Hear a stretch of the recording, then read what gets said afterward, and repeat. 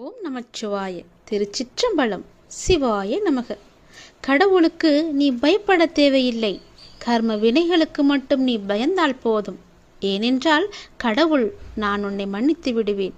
கர்ம வினைகள் உங்களை திரும்பி வந்து சேரும் என்பதை நீ மறந்து விடாதே. யாருக்கு பயப்படுகிறாயோ இல்லையோ அந்த கர்மாவுக்கு நீ பயந்துதான் ஆக வேண்டும். நீ செய்யும் செயல் எல்லாமே ஒவ்வொரு தொழியும் கர்மாவுக்கு தெரியும். கர்மா உன்னை சும்மா விடாது. நீ செய்வது நல்லதாக இருந்தால் அது நல்லதாகவே உன்னை திரும்பி வரும். செய்வது தீமையாக இருந்தால் அது பல வடிவங்களில் உனக்கு தீமையாகவே வந்து சேரும் என்பதை நீ மறந்து விடாதே. நீ வாழ்ந்தது கொஞ்ச நாட்கள். வாழப்போகும் எஞ்சிய நாட்களில் விஞ்சிய வாழ்வை தராவிட்டாலும் மிஞ்சிய நாட்களில் யாரிடமும் கெஞ்சாமல் யாருக்கும் அஞ்சாமல் நான் உன்னை வாழ வைக்கின்றேன். நான் சொல்வது போலவே நீ நடந்து கொள். நம்பிக்கை மட்டும் வை. என்னுடைய நாமத்தில் இருட்டில் கூட நீ இமயம் வரை சென்று விடலாம். என் அருள் இருந்தால் உனக்கு எல்லாமே நல்லதாகவே நடக்கும். ஒரு தூய்மையான பக்தி கொண்ட ஒருவன் வீட்டில் உணவு அருந்திய சிவபெருமானின் கதை தெரியுமா?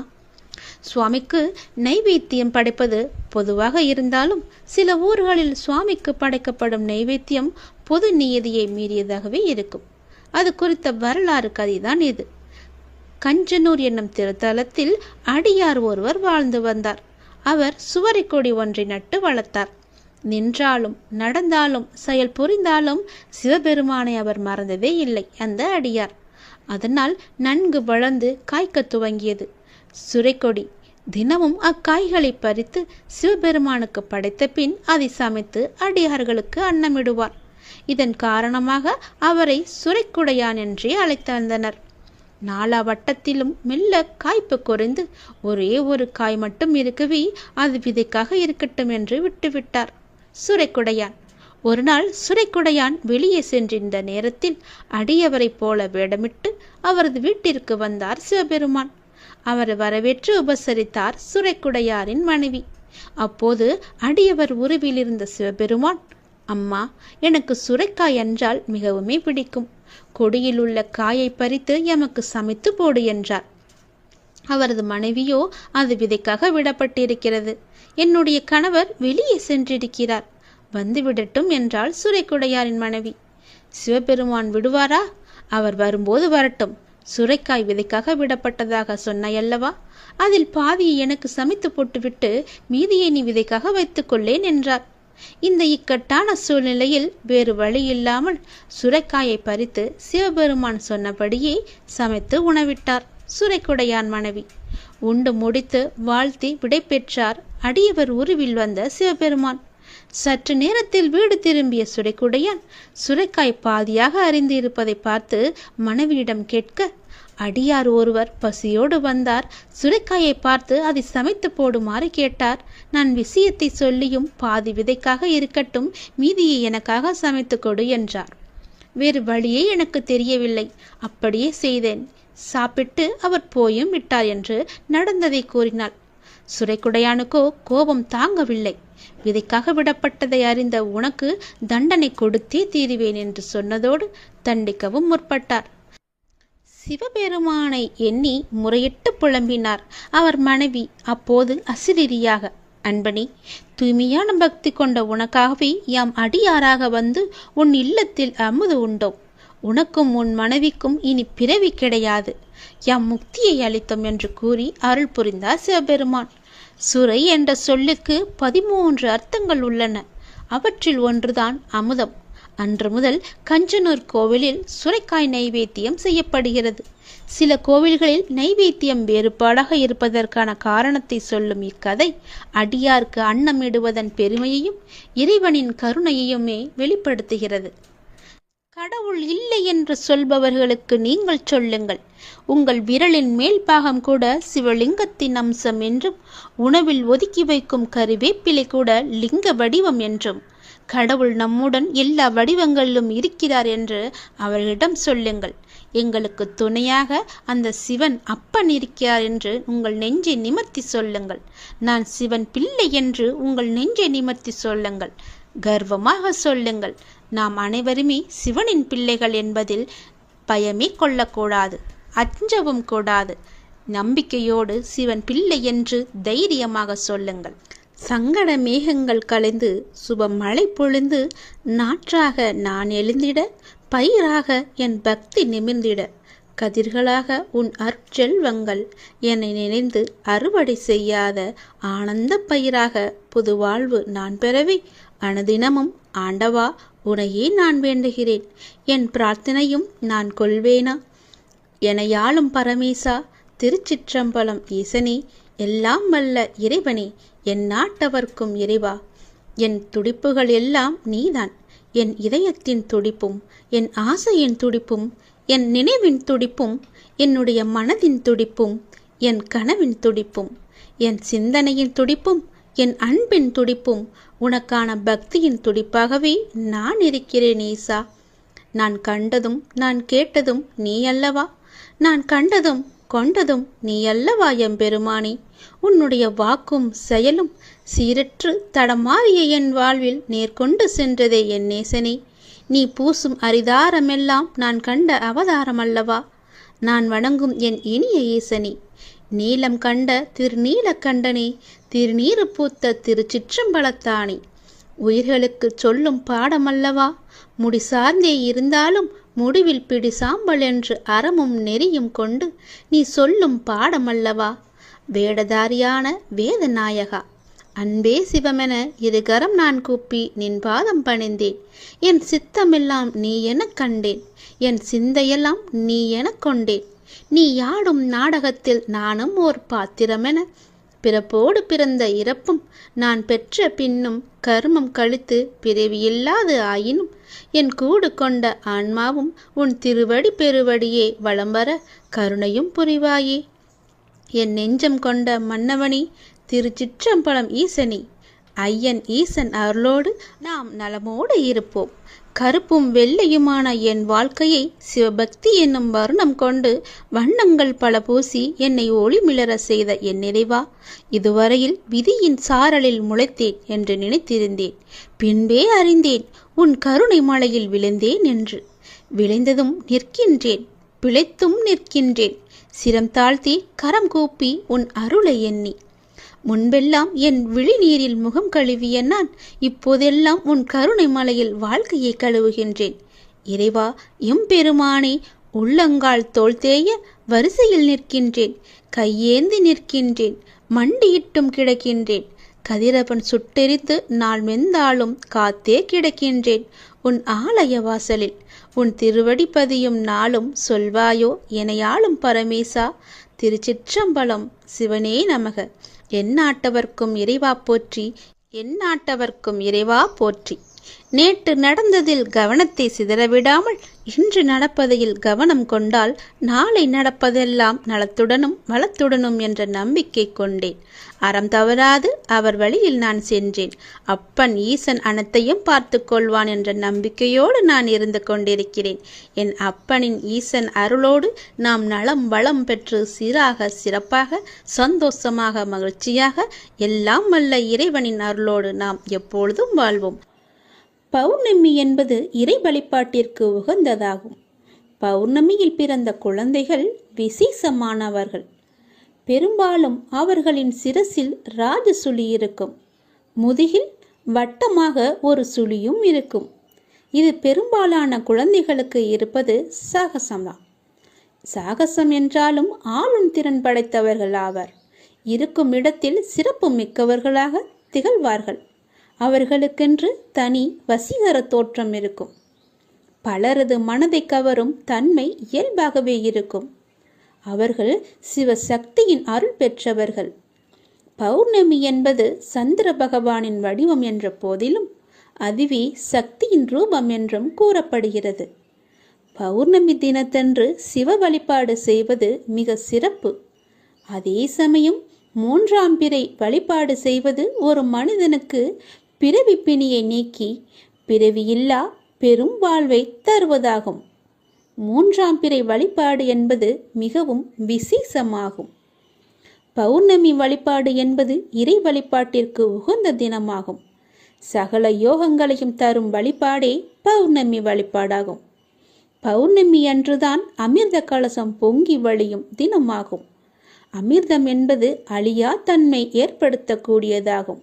அன்றைய தினம் சிவபெருமான் வழிபாடு செய்வது அழியா புகழையும் செல்வ செழிப்பையும் பெற்று தருவதோடு மன தெளிவு, புத்தி, பலம், மன தைரியம் உள்ளிட்ட பல்வேறு சிறப்புகளை பெற்றுத்தரும்.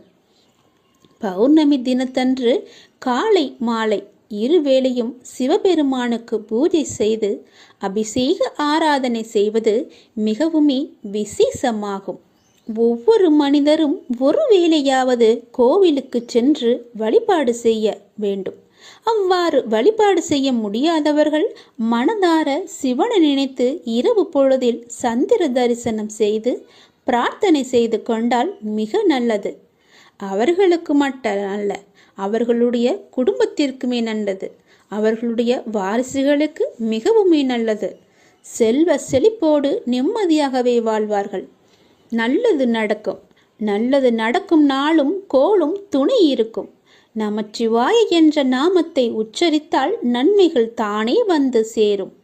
பெரும் பேரும் புகழும் தானாகவே வந்து கிட்டும் என்பதில் எந்த ஒரு ஐயமும் இல்லை. பௌர்ணமி முன்னோர்கள் ஆசியுடன் தெய்வங்கள் அருளால் உங்கள் இல்லம் சிறந்து விளங்க பௌர்ணமி தினத்தன்று ஒரு முறையாவது அப்பனை சென்று பார்த்து வாருங்கள். உங்கள் வேண்டுதல் நிச்சயமாகவே பலிக்கும். அவருடைய அனுமதி இல்லாமல் அவரை யாரும் பார்க்க முடியாது. உண்மையில் உங்களுக்கு ஒரு எதிரி உண்டு எனில் உள்ளத்தில் எழும் ஒழுங்கற்ற எண்ணமே என்பதில் நீங்கள் கவனம் செலுத்துங்கள். நானும் என்னை சார்ந்தவர்களும் ஆரோக்கியத்துடனும் மகிழ்ச்சியாகவும் மன நிறைவாகவும் வாழ்ந்து கொண்டிருக்கின்றோம் என்ற எண்ணத்தை மனதில் ஆழமாக விதித்து கொள்ளுங்கள். அந்த எண்ணமே அதற்கான சூழ்நிலையையும் செயலையும் தானாகவே உருவாக்கிவிடும். எந்த மனது நல்லது நினைக்கிறதோ அந்த மனதிற்கு நல்லதே நடக்கும். யார் ஒருவர் மற்றவர்களும் நன்றாக இருக்க வேண்டும் என்று நினைக்கின்றாரோ அவர் நன்றாகவே இருப்பார்.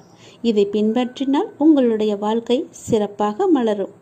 உங்கள் திறமையை கொள்ளும் முதல் எதிரி உங்களின் தயக்கம்தான். தயக்கத்தை நீங்கள் விட்டொழியுங்கள். எந்த ஒரு மோசமான சூழ்நிலையும் உங்களை பலவீனப்படுத்தாமல் பார்த்து கொள்ளுங்கள். மாறாக நீங்கள் எப்போதும் ஆக்கப்பூர்வமான மனநிலையோடு தன்னை உறுதியாக வைத்துக் கொள்ளுங்கள். பிடிக்காத விஷயத்தை கண்டு கொள்ளாமலும் வேண்டாத விஷயங்களில் உங்களை கவனம் செலுத்தாமலும் தேவையற்ற கேள்விகளுக்கு பதில் சொல்லாமலும் நீங்கள் இருந்து பாருங்கள். உங்கள் உடலும் மனமும் ஆரோக்கியமாகவே இருக்கும். எந்த ஒரு பிரச்சனையும் உங்களை வந்து நேராது. உங்களுடைய நிம்மதியும் தொலையாது. நீங்கள் எப்பொழுதும் சந்தோஷமாகவே இருக்கலாம். எந்த ஒரு பிரச்சனையுமின்றி மகிழ்ச்சியாகவே வாழலாம். தேவையற்ற பேச்சுக்களை நீங்கள் குறைத்து கொண்டால், வீண் வாக்குவாதங்களை நீ தவிர்த்து கொண்டால், தேவையற்ற எண்ணங்களை நீங்கள் விலக்கி கொண்டால் எல்லாமே உங்களுக்கு நல்லதாகவே அமையும். உங்களுடைய எதிரியை உங்களுக்கு அருகிலேயே வைத்துக்கொண்டு சுற்றுமுற்றும் பார்ப்பது எதற்காக? நான் சொல்வது புரிகிறதா? அக்கம் பக்கத்தினர் எல்லாம் உன்னை பற்றி தவறாக பேசுகிறார்கள். அவர்கள்தான் என்னுடைய எதிரி என்றும் நினைக்கிறாய். உன்னை சுற்றியுள்ள உறவினர்கள் உன்னை அப்படி பார்க்கிறார்கள். அவர்கள்தான் என் எதிரி என்று பார்க்கிறாய். எல்லாமே தவறு. உன்னுடைய எதிரி வேறு எங்குமே இல்லை. அவர்கள் பேசுவது இயல்புதான். அவர்கள் பேசிவிட்டு போகட்டும். அவர்களையெல்லாம் நீ பெரிதாக எடுத்துக்கொள்ளாதே. உன்னுடைய எதிரி உனக்குள்ளேயே இருக்கிறது. நீ அவர்களையெல்லாம் செவிமடுத்து பார்க்காதே. நீ செவி கொடுத்து பார்க்கும்போதுதான் அவர்கள் உனக்கு தெரிகிறார்கள். செவி கொடுக்காமல் பார், அவர் உன் கண்ணுக்கு தெரிய மாட்டார்கள். அவர்கள் பேசுவது உன் காதுக்கு கேட்காது. நீ உன்னுடைய மனதை மட்டும் எப்பொழுதும் அலைப்பாய விடாமல் தைரியமாக ஒரு நிலையில் வைத்துக்கொள். உன்னுடைய எதிரி மனம் அலைந்து கொண்டிருக்கிறது. அந்த மனதை பிடித்து ஒரு நிலைப்படுத்து. என்னிடம் கொண்டு வா. அதாவது என்னுடைய நாமத்தை நீ ஜபித்து கொண்டே இரு. எவ்வளவு பெரிய துயரமானாலும் துன்பமானாலும் கண்ணிமையில் நொடிப்பது போல ஒரு நொடியில் அந்த துன்பம் எல்லாம் காணாமல் போய்விடும். இது என்னுடைய வாக்கு. நான் சொல்வது நிச்சயமாகவே பலிக்கும். உன் எதிரியை முதலில் நீ அழித்துவிடு. ஒரு கோவில் யானை ஒன்று நன்றாக குளித்துவிட்டு நெற்றியில் பட்டை தீட்டிக்கொண்டு சுத்தமாக வந்து கொண்டிருந்ததாம். ஒரு ஒடுக்கமான பாலத்தில் அது வரும்போது எதிரே சேற்றில் குளித்துவிட்டு ஒரு பன்றி வாளை ஆட்டிக்கொண்டே வந்ததாம். யானை ஒரு ஓரத்தில் ஒதுங்கி நின்று அதற்கு வழியும் விட்டது. அந்த பன்றி எதிரே இருந்த இன்னொரு பன்றியிடம், பார்த்தாயா, அந்த யானை என்னை கண்டு பயந்து விட்டது என்று சொல்லி சிரித்ததாம். அந்த யானையை பார்த்து இன்னொரு யானை, அப்படியா, நீ பயந்து விட்டாயா என்று கேட்டதாம். அதற்கு கோயில் யானை, நான் சுத்தமாக இருக்கிறேன், பன்றியின் சேறு என் மேல் விழுந்து விடக்கூடாது என்று நான் ஒதுங்கினேன். நான் மிதித்தால் அது துவம்சமாகிவிடும், ஆனால் என் காலல்லவா அது சேராக மாறிவிடும். முன்னேற விரும்புகின்ற எவனுக்கும் ஆணவம் பெரும் தடை. நம்மிடம் ஏதுமில்லை என்று நினைப்பது ஞானம், நம்மை தவிர ஏதும் இல்லை என்று நினைப்பதுதான் ஆணவம். ஞானம் பணிந்து பணிந்து வெற்றி மேல் வெற்றி பெறுகிறது, ஆணவமோ நிமிர்ந்து நின்று அடி வாங்குகிறது. நமது புராண இதிகாசங்களில் ஆணவத்தால் அழிந்தவர்களை சித்தரிக்காதது மிகவுமே குறைவு. ராமர் கதையில் ராவணன், பாரதத்தில் துரியோதனன், இரணியன், கண்ணனால் கொல்லப்பட்ட நரகாசுரன், கந்தனால் கொல்லப்பட்ட சூரபத்மன் மற்றும் பத்மசூரன் இவர்களெல்லாம் ஆணவத்தின் அடையாள சின்னங்கள். இவர்களுடைய முடிவு கொடுமையானதாக காட்டி இந்து மதம் ஆணவக்காரர்களை எச்சரிக்கிறது. நான் என்னும் எண்ணம் ஒருவனுக்கு தோன்றுகிறது என்றால் அவன் தோல்விகளை சந்திக்க தயாராகி கொண்டிருக்கிறான் என்று பொருள். அறிவு குறைவானவர்களுக்கே ஆணவம் வருகிறது. அறிவு தடுமாறி முட்டாள்தனமான தைரியம் தோன்றி எல்லாம் நாமே என்ற எண்ணம் பிறந்து தடுமாறி காரியம் செய்ய தொடங்கியதும் ஒவ்வொரு தோல்வியாக தொடர்ந்து வந்து ஆணவக்காரனை கூனி குறுக செய்கின்றன. மனித உடம்பு மிகவுமே பலவீனமானது. அதில் ஒரு நரம்பை தட்டினால் பல நரம்புகளிலும் சங்கீதம் கேட்கும். ஒரு வெற்றி கண்ணுக்கு தெரிந்துவிட்டால் வரப்போவது எல்லாமே வெற்றியே என்ற திமிர் நமக்கு வந்து விடுகிறது. அந்த திமிர் யாரையும் அலட்சியப்படுத்த சொல்கிறது. அடி பலமாக விழுந்ததும் திமிர் தானாகவே அடங்கி பணிவு எங்கிருந்தோ வந்து விடுகிறது. ஆணவத்தின் மூலம் வெற்றியோ லாபமோ கிடைப்பதில்லை. அடிதான் நமக்கு பலமாக விழுகிறது. தான் பணக்கார வீட்டு பெண் என்ற மமதையில் கணவனை அலட்சியப்படுத்தும் மனைவி, தான் மந்திரியாகிவிட்ட போதையில் தொண்டர்களை அலட்சியப்படுத்தும் தலைவன், தான் சொன்ன ஏதோ ஒன்றை ஜனங்கள் ஏற்றுக்கொண்டார்கள் என்பதற்காக தினமும் எதையாவது சொல்லிக் கொண்டிருக்கும் தலைவர்கள், இவர்கள் எல்லாம் ஒரு கட்டத்தில் அவமானத்தாலும் வெட்கத்தாலும் கூனி குறுகி போய் விடுகின்றார்கள். எதற்கும் தான் காரணமல்ல, ஏதோ ஒரு சக்திதான் காரணம் என்று எண்ணுகிறவன் ஆணவத்திற்கு அடிமையாவதில்லை. மற்றவர்களுக்கு என்ன தெரியும் என்று நினைப்பவன் சபைகளில் அவமானப்படாமல் தப்பியதில்லை. ஆணவத்தில் அழிந்து போன அரசியல் தலைவர்களும் உண்டு, சினிமா நடிகர்களும் உண்டு, பணக்காரர்களும் உண்டு. அடக்கத்தின் மூலமாகவே தோல்விகளிலிருந்து மீண்டும் வெற்றிகரமாக முன்னேறியவர்கள் பல பேர் இருக்கின்றனர். மகாபாரதத்தில் பரந்தாமன் மஞ்சத்தில் அமைதியாக தூங்கிக் கொண்டிருந்தானாம். துரியோதனனும் அர்ஜுனனும் அவனிடம் உதவி கேட்க போனார்களாம். துரியோதனன் பரந்தாமனின் தலைமாட்டு அருகே அமர்ந்தானாம். அர்ஜுனனோ காலடியில் அமர்ந்தாராம். காலடியில் அமர்ந்திருந்ததால் விழித்ததும் முதலில் அவனையே பார்த்த பரந்தாமன், முதலில் நீயே கேள் என்று கூறிவிட்டாராம். ஆணவம் தலைமாட்டில் அமர்ந்தது, அடக்கமோ காலடியில் அமர்ந்தது. அடக்கத்துக்கு உதவி முதலில் கிடைத்தது. பாரத போரில் ஆணவம் தோற்றது. ஆணவத்தோடு நிமிர்ந்து நிற்கும் தென்னை புயல் காற்றில் விழுந்து விட்டால் மீண்டும் எழுந்து நிற்க முடிவதில்லை. நாணலோ பணிந்து வளைந்து எந்த காற்றிலுமே தப்பித்து விடுகிறது. எல்லாருக்கும் நன்றாம் பணிதல் என்றான் வள்ளுவர். அடக்கம் அமரருள் உய்க்கும் என்றவனும் அவரே. 4 வரி ஒழுங்காக எழுவதற்கு முன்னால் கம்பன் என்னிடம் பிச்சை எடுக்க வேண்டும் என்று பேசுகிறவர்களும் உண்டு. ஆனால் கம்பனுக்கு அந்த ஆணவம் வந்ததில்லை. அதனால்தான் காலங்களுக்கும் நிலைக்கக்கூடிய காவியத்தை அவனால் எழுத முடிந்தது. இந்துக்கள் வற்புறுத்தும் பணிவும் அடக்கமும் வாழ்வில் வெற்றியை நோக்கி போவதற்கான படிக்கட்டுகளே. அடக்கத்தில் இருக்கும் சுகம் ஆணவத்தில் கிடையாது. ஆணவத்தின் வெற்றி ஆரவாரங்களையும் அவற்றின் வீழ்ச்சியையும் இந்துக்களின் புராணங்களிலும் இதிகாசங்களிலும் நீங்கள் படியுங்கள். கீதையின் கண்ணன் சொல்லும் ஸ்வதர்மங்களில் அடக்கமும் ஒன்று என்பதை நீங்கள் அறியுங்கள். குருட்டுத்தனமாக ஏதேனும் வெற்றியோ பதவியோ கிடைத்துவிட்டால் அதை வைத்துக்கொண்டு ஞானிகளையும் பெரியவர்களையும் நீங்கள் அவமதிக்காதீர்கள். அடங்கி வாழ்ந்தால் ஆயுள் காலம் முழுவதும் ஓங்கி வாழலாம் என்பதை இந்து மதத்தின் சாரம். அர்த்தமுள்ள இது இந்து மதம். நம்பிக்கையோடு வைத்துக் கொள்ளுங்கள். எப்பொழுதும் தலைகணமின்றி இருங்கள்.